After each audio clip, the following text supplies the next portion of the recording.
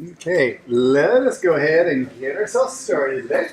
Today's going to be kind of a special day. We're going to do it a little bit differently in that today. Actually, you're going to be very participatory in terms of what's going on. But not in terms of coming out and presenting to the entire group. We're actually going to break up into some smaller groups and go ahead and kind of share some of the ideas about what we've been working on. And we're just really going to talk about the project and start thinking about some first steps. Welcome. For the project and how we're coming along with the whole thing. Because I realize that this class and the way we're structuring it's probably a little bit uncomfortable for a lot of engineering students, especially where you're used to the whole notion of there are specific deliverables and problem sets and things that are going to be due on Tuesday at 7 p.m. or a specific time. Really, what we're doing here in this class is much more kind of building up a project and continuing to kind of enhance and kind of play with the project throughout the entire quarter, which is a little bit different. If you're an architecture student, you're probably used to this whole notion that you go through a series of kind of iterative phases, kind of keep on honing in on the problem, and hopefully build towards a final presentation kind of your project concept, and then at the end of the quarter, and really following more of that model. So I hope that we're not introducing too much discomfort along the way for people who aren't used to that model. Hopefully today, working in small groups, you'll start seeing a little bit more about what we have in mind and sort of build up your confidence that that's kind of an okay process. You've got to kind of trust it because it does sort of work its way out. And I don't know, I think it's a really good way to approach the whole learning process, kind of like you do in some other project-based courses. It's all about just kind of building a project and continuing to enhance. Okay. Before we actually break up into groups, let's talk about really what we want to set up in terms of a sharing mechanism as well as we want to accomplish in those groups. And then we'll get back together at the end and talk about a little bit of new material. But one thing that most of you have probably been pounded and just annoyed by is through the weekend we've been trying to set up an online community for the class and really encouraging people to go ahead and sign up within the Google Plus system to participate in this community. So this is an example of really what the community is, and I think most of you, at least 15 of you, have access to it now. I see I got a notification over here. Someone else must have just joined. Nope, that's just that Demi posted something. Okay, there are really almost, most of the people in the class are already signed up for this. If you haven't yet sent me your email address, please do, and what we'll do is actually add you into our circle of friends. And I play around with a lot of different sort of, collaboration platforms. I think a lot of the people who've been in classes like PBL have played around with different collaboration platforms. All we're really looking for is a way to go through and exchange information very freely and get used to the idea that as opposed to, as we talk about sharing things, worrying about writing a book or really coming up with a finished final report, just get used to the idea of just sharing little snippets of information. So little ideas, little concepts, little things that you want to share that other people can comment on and kind of respond to you on. And we'll just kind of keep on sharing things too. And through the end, we can at any time kind of look at the whole track of what you've shared. You really are keeping a log of your design progress throughout the whole thing. But that is to use this tool just every couple of days, kind of put a copy of your model or put some picture that's influencing you that maybe isn't in your model yet, but is kind of one of your design aspirations. Kind of keep contributing good. So, if you haven't yet signed up, and I can tell a couple folks who haven't, so like Nikia, if you could, and Jay Ming, I can tell by the people because they still have Stanford addresses, so I don't have your. Oh, very good, excellent. So go ahead, and if you aren't in here, go ahead and send me that. We'll get you added into the community, and then I'll send you back an invitation towards the community. And within the community, let's kind of take a look at that and really what it's all about. So within the community, again, this is really intended just to be a sharing space for us. And I've posted all sorts of stuff in here. Demi has posted some stuff from abroad in terms of different things that he thinks might be interesting to you, different articles and things like that. Oh, I've been posting answers to questions like what to do about the fact that Revit's still not working on these computers, which hopefully will get resolved tonight. We actually sort of know about half of what's going on, and I'm going to try and debug the final half. I think you're shaking your head, so I think you've been in on this discussion. No, you're similarly worried. Okay. Magazine articles, just different little stuff. I posting pictures to, for example, this is just something I thought was kind of interesting. It's kind of screens on a building. We've talked a little about screens and shading features. I thought this was kind of an interesting and different approach towards screens. The building also is kind of shrouded in a lot of greenery, which is not necessarily an approach I like, but that's one way some people approach trying to introduce sustainability. But this is kind of an interesting notion of a screen that could be a shading screen of some type. But, you know, I'd probably put it out there. If anyone's interested in sort of seeing something like this and you're not sure how to model something like that, just to make it available, we could go ahead and model that, show you how to model something like that. So I'm always posting these things to get you encouraged to think very broadly. Don't just think about the types of things that Revit makes very easy to model. There's a real danger of trying to think that, oh, because Revit makes little rectilinear walls and has windows that you pull out of a library, that's all you can do with a tool like that. It's really, I'd rather have you think very broadly about really what an interesting design would be. And then we can help you figure out how to model those things. So there's this community out there, and the idea with the community is just go ahead and post things out there. So lots of examples. I'm also posting links to where the videos are out there so you can follow that. And if you want to see just a thread through the community, you can just say, let's choose the category of all the class videos, and you'll sort of be able to spot them that way. They're still going on YouTube. It's just another way of kind of posting them there. But if you want to see things that people are posting about just building energy and data codes, look at that. Things about the class project. But what I'd love you to do is start posting these design blog entries, these design journal entries. Really use this as kind of an online community to, again, just post things that you're working on. Okay, and those things could be models, they could be images, they could be sketches, they could just be comments and questions.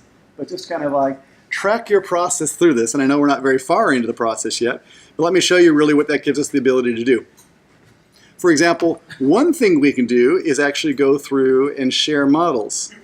And there's a really nice feature of being able to download Revit models, or really almost any Autodesk model, to a site called A360. That's a cloud-based service you have access to. When we put things on that site, you can grab the URL and share it with us. And let me show you why that's interesting.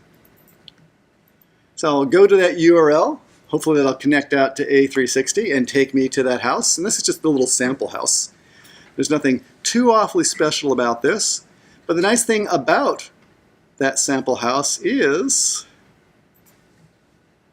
okay, when you get to it, you can go ahead and say, let's just look at it. And that's okay. For people who don't have access to Revit, it's fine. You can look at the model, see what it looks like. That's kind of okay.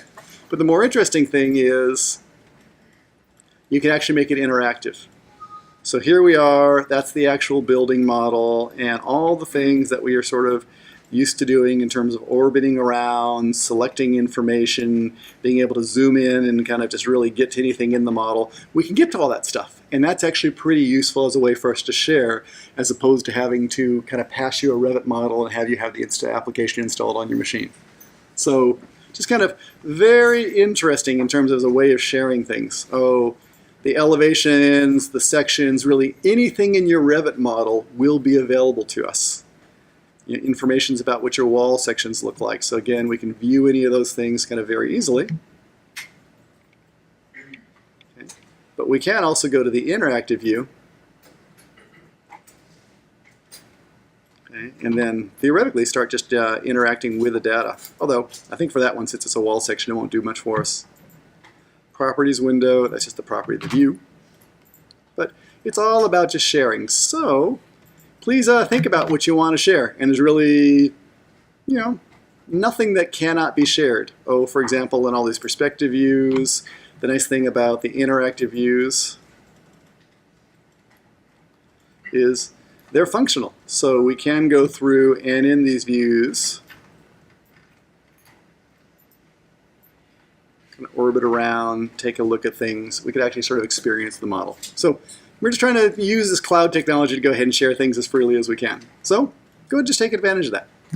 Okay, let me not belabor that. Let me go back over to the community. So the types of things that I would love you to post, like even after today's session, after we meet, go through and post some image or something that you came into the kind of discussion with, and also post something that you sort of learned, like really based on the discussion, what sort of things are you thinking about changing, or what you sort of think about as some of your next design challenges are. Because the idea is, I think we're going to find out that we have very similar design challenges, and there's something we learn from each other in terms of like how different people are approaching the problem. Because it's kind of a big open-ended problem.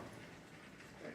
So sort of makes sense about how to use this. So really easy in terms of doing that, It's like, oh, whether you have a photo or you have a link you want to share. Does anyone have a favorite, like a green building site, a URL you could recommend to me that I'll post? Anything at all? Like, what's any favorite architectural design sites that you really like? ArcDaily? Okay, so is it www.arcdaily.com? Oops, I should do it as a link. Hang on, cut that out there. We'll paste a link in there. It'll do a little searching to see if it can find the cover page there. Looks like it did. Okay, so Ms. Nikia, what would you like to say about that? Here's a great site for what? Find inspiration for your Inspirations. So lots of interesting stuff day in and day out. Some of the most interesting architectural projects are out there. And in terms of what that is, it's not a model to share. What could that be? I'm just going to make it a design journal entry. Something like that. Share it. Okay. It's part of the community. So that's all we really have in mind. You don't have to go out and write treatises. Just go ahead and kind of capture your ideas. And the point is that we just really want to get us talking, okay, as opposed to just worrying about kind of completing things towards assignment deliverables. Okay. Beauty. Then let us talk about what we want to do for the next little section. We want to do a little bit of what we call a check-in, but it really is, if you were in an architecture studio, I'd call it more of a desk crit or a small group meeting where the idea is really just kind of sit around in a smaller group and share, where Lottie and Raj and I, we're going to sort of split the groups, the class into 3, and each of us should be meeting with, on the order of like 6 people or something like that. And the idea is just kind of talk about the project and sort of where you are in the whole thing. And if you have some ideas about the wall sections or about your overall approach to the sustainable designs, to kind of share some of that. And really have everyone have an opportunity to kind of share where they are, ask questions of each other, and just kind of sort of learn from each other in the whole process. That's really it. Anything goes in terms of these sessions. Ask questions, suggest things. Like, as I've sort of been playing around with the assignment myself and trying to look at designs, I'm thinking that the amount of square footage I've been talking about is too small for the buildings. I think this 4,000 to 5,000 just feels, are you feeling the same way? I couldn't do it. Okay, excellent. I'm happy you said that. I'm struggling with that. I'm struggling with that too. I think 2,000, it's just 4,000 is feeling just too small. I'm thinking it probably needs to be about 10,000 square feet or something like that. Would you have a sense of that? Does anyone else sort of struggle with this issue? Yeah, okay. Then so we can agree to enlarge the program. It's all part of like the process and the whole thing. So I think I just can't squeeze it all in that small amount of space. Okay, so fair enough. Go ahead and for all these things, hey, I just can't figure out how to get it fit within like 4,000 square feet. Throw that into the mix, and this is a dynamically changing thing. Yeah, I was gonna bring it up today. Oh, I think we just got the requirement wrong, so we need to exchange that. Any other things that people have really been struggling with as a group that you want to kind of throw out as, I really don't get this aspect of the assignment, or I just don't really get this building. Anything else in general? Or if not, we do it in small groups. Yes? What do you define as an exhibition space?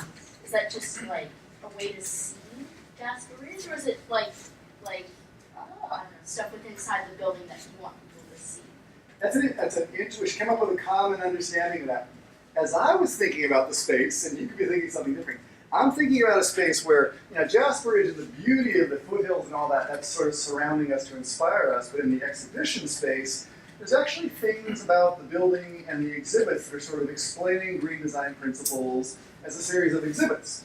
So there could be a section that talks all about, kind of thermal massing in walls that actually has a section of the building that's made of concrete and the sun is shining in there so people can go up and touch and feel how it gets warm or see how it re-radiates during the day. There could be something about rainwater collection where, something's open on the roof and some funnel collects water and we see how much water could be collected, in a single day or every week or something like that. So it's kind of these exhibits that illustrate different principles. You happen to be in a beautiful environment, but the point isn't just admiring the environment. The point is to figure out how this building can work with the environment to kind of help sustain itself. Does that make sense? Yes. Yeah. Are there certain requirements that we should include office space or a theater space or a certain amount of exhibit space? Sure. the way I sort of wrote it up originally was that there would be some offices. So you do want an office for like, some administrative staff who are going to be working there. So there's some sort of director and some, staff people who work to kind of just keep the center open. A little bit of space for some docents to kind of check in. There's probably some workroom behind the house. There's also like a boardroom of some type, some meeting space where we could have a big meeting or a little bit of a seminar or something like that, and a couple of classroom spaces. But beyond that, it's pretty open about how these exhibits will work. A little bit of administrative support, but you could certainly have a whole lot more. But there's some. Does that make sense? Yeah, so it's more than just kind of an open exhibit space. There actually is. Well, let's think about this in terms of, maybe in terms of the use. On any given day of the year, maybe weekends too, something like that, there will probably be, like one or two docents in the space, and maybe the center director or some educator who's kind of leading sessions in addition to people who are kind of pointing out interesting things to do. So probably always a staff of, 2 to 3 people hanging around. And they need kind of a place to be too. As well as, we got that cafe kind of hanging over there, so we're going to need something about, serving, and that can be very small. But there's a little bit of sort of functionality associated with that thing too. Other random questions or general, very purposeful questions? Random should, I don't want to bias that way. These are good questions. Any other questions? How about this? In the groups, as you're meeting with Raj and Lottie and I, and questions come up, just, get off on the list so we can address them again at the end of class. So, things will come up as we start looking at each other's designs. Okay, let's pull ourselves back together and see if we can kind of pull some lessons out from whatever we talked about. So we saw some very interesting and diverse approaches to this, which is actually really kind of the idea. Hopefully we're going to have some really kind of incredibly different approaches to this because, and I'll count on Lottie and Raj to kind of help us, pull some of that stuff out in terms of some of the things you saw in terms of general trends. Because in my group, we looked at a lot of different at a high level, it's different forms of the building, different ways of thinking about the building, the overall meta design for it. So at this point, it's less important to actually be thinking about the individual rooms and exactly where that interior wall is going to be as kind of the overall form of the building and really where the big public spaces are going to be, the ones that everyone's addressing on a day-to-day basis, where the more private spaces, like someone's private office, where the utility spaces, things like, restrooms and utility rooms and mechanical rooms probably don't need the best view. They have a very functional need for them and where they're going to be located. But we have a lot of latitude about placing those, and really if you have a building, what the most prime functions that really deserve the best vista opportunities are, versus the ones that don't necessarily kind of require that. So we saw a lot of kind of interesting things in my group, everything from, kind of very classical forms, so more kind of, like an arcade mission style like we see here at Stanford, or in one of the missions, things like that. And there's a lot of interesting things to look at in those old historical forms in that inherently they did things in a pretty sustainable way. There's a lot of lessons to be learned from them because they didn't have a lot of air conditioning or heating to apply for that. So you just even look at the Stanford Quad and understand why the arches and the upper rooms with the smaller windows and the big heavy tile roofs and why they're all designed that way. There's a real good sustainability reason. It's not just an architectural style. We had people looking at, different types of materials, rammed earth, recycled glass, bottles, and trying to think about how to incorporate something like that into pieces of the building. And people who were approaching it sort of with very what I'll call formal, severe architectural forms where really the building is going to be a huge contrast to the naturalness of the site. Versus people who are actually looking at it more in terms of, let's try and get into the biomimicry and really look at very, very natural forms and try to kind of bring those features right into the building itself. So, there's really a lot of variety about all that, but I think that, for the most part, there's some really interesting ideas there. Thinking about, are you a building that builds around an atrium, or there's sort of a central space? Is that a closed atrium, or is it a courtyard? Where some of the nature and some trees and things are actually part of the center of the building and you're wrapping around it. To, what else did we have? All sorts of, a large array. To a more kind of very long linear buildings where a lot of the functions were really loaded on one side of the building, kind of enjoying the view, and the backside was more halls and utility spaces, but there's some very high level decisions to be made, and really that's kind of a good place for us to be right now. Now, I was listening in, eavesdropping on some other conversations about, I thought, the idea of kind of picking up and mimicking the biological forms is definitely sort of a very interesting thing, and to think about how you can actually do that in modeling software. So one discussion, if I can borrow yours for a second, that sort of fascinated me. I think it was right, about the honeycombs? Yeah. Okay. Is the whole notion of, really how we can actually start having facades and roofs that have dynamic panels that sort of move and respond to the environment. And there's a lot of interesting things we can do in terms of control systems for buildings, as well as kind of in the modeling to actually kind of do that, so that you don't have to think about facades being static or the features being static. Louvers move, shades can move. There's a lot we can do to actually just really optimize the building. So whether we're trying to capture more light or shield out more of the heat or whatever it is at different times of the year, kind of count on the building being a little bit proactive in doing that, so that and still say it's doing it passively, it's trying to take advantage of the passive features, but it's doing it in an active strategy. So Lonnie, what sort of big, sort of interesting trends came up in your groups? Anything high level you can share that were sort of interesting directions? Yeah, there were a lot of interesting designs in my group, and we also brought up some interesting questions, I think. Oh, please. Yeah. Any questions that have come up? Yeah. So one of the questions that came in was, how does the ratio of the window to floor actually play in the sustainability design of the building? Because I know we are mostly concerned about wall to window area. I can't remember who saw that. It was Carol. With Karen, Read it. she said she read it, and the south-facing side of the building, it actually does have an effect on the window to floor. the window to floor area. I think she was 15.5. Yeah. Oh, okay. Oh, you can just drip the total floor area. Okay, and even that sort of starts getting into, these long linear buildings that have a lot of exterior wall, a lot of window relative to the amount of floor area. So it's really almost like the amount of facade to the amount of floor. Yeah. That goes back into it. So these spheric or cubic buildings that sort of have a very tight core and relatively little area. That does make sense. That actually would be some factor. But I think it gets into that whole notion of really the amount of facade to the amount of floor area. Yeah. Okay. And also we're also talking about this about the regulatory design. Do we consider the costs of actually constructing this at this stage? Because some designs would be more, costly than others, and they might even get more. They might even bring more costs as you use them over time. So is that something that is factor into the design at this stage? It is sort of interesting because, and at least as we're starting to develop our proposals, I should never say you should be considering costs. That's always, I think you should be aware of and cognizant of the costs. So if we're designing a system that really has a very highly articulated system that we think is going to be more expensive to construct, it'd be nice if we understood that we were doing that from the standpoint of saving the longer term operating costs, and if there is some trade-off between those things. For our project, no one's opposing a fixed budget, to it. So you have a pretty free hand in terms of experimenting with different technologies.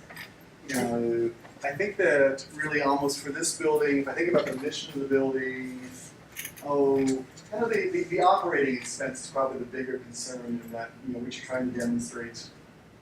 We may have some expensive features to demonstrate, but it's, even as an exhibition center, I'd say we probably have a little more leeway on the initial cost of the building to do a good job of demonstrating the technologies than we would on an office building where we're just trying to implement the principles day in and day out for the next 30 years. Because part of this is, we're trying to put on a good show. Yeah. I think the cost issue is more in terms of where we locate the building in the slope, because if it's steep slope, we're gonna have more cut and fill, and that will be more expensive than if we put it on the flat. Sure. I would suggest that for this one, because these are all really good issues that if we're making a true proposal, we'd sort of consider. I'd give yourself some leeway on that in terms of really, if there really is a very opportune portion of the site and it would cost a little bit more to build there, you might imagine that we can go back and get some more donations to help us sort of support that cost. Because really, even at a site like Jasper Ridge, you know, what did I say? Building anything on that site, you know, because it's such a special site, it has to have great value. So almost you worry less about the initial cost because you don't want to put something up there and just make it really cheap. Yeah, it's more about the impact. If we're putting anything up there, it's got to have really good, you know, show value. It's got to be inspirational. There's a lot of things that have to come to it just because we're building on such a special site. So give yourself your pockets. It's a little, you know, a little more to play with in that because you want to create a special building, not just sort of a very utilitarian building. Yeah, and also about the material properties of some of the building components. I think a question came up about the floor, Sure. type of material you select for floor. I think it was a question of what thickness would be required for, you know, when you have like a wooden floor and a ceramic finish.